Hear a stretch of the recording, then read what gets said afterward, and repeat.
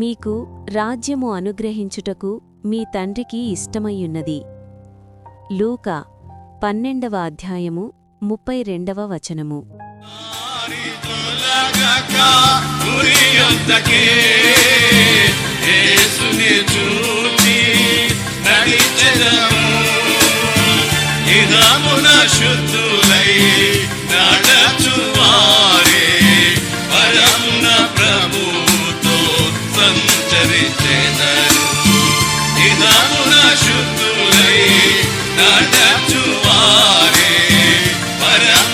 ప్రభుతో సంచరించెదరు.